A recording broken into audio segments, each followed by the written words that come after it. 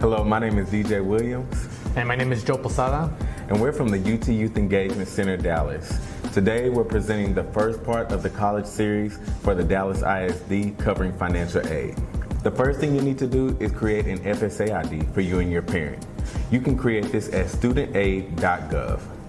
You will need a social security number to make an FSA ID. If you have one, but your parents do not, you can still create one for yourself and fill out the FAFSA application. Make sure you know and input your social security number correctly. And also remember, if only you have a social security number, it is okay. Now you'll have to have your 2020 taxes with you. Once you have gathered that information, you can head over to the FAFSA.gov website. Make sure you put the correct web address because other websites may charge you to help you complete the FAFSA. Then you'll log in with the FSA ID you just created, and then there's the next 7 steps you'll need in order to complete the FAFSA. The first one is going to be completing the student demographics.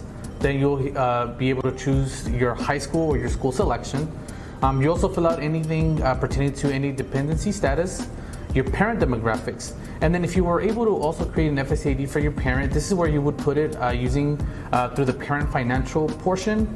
Remember that you can also use the IRS data retrieval tool, and this is only for students that were able to create an FSA ID for your parents. Now, if you were not able to create one for them, don't worry, you can still complete the FAFSA without them having an FSA ID.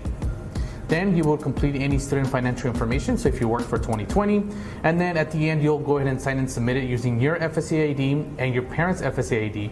In the event you were not able to create an FSA ID for your parents, you will just print a parent signature form and then mail it over to FAFSA and then submit the FAFSA application. Make sure you create a safe key that is easy to remember in order to log back in if you cannot finish it in one setting.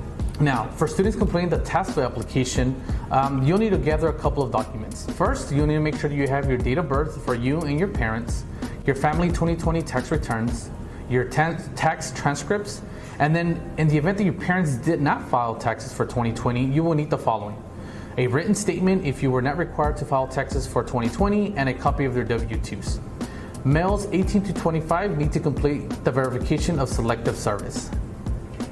Next, you're going to want to make sure that you download the TASFA at www.collegeforalltexans.com.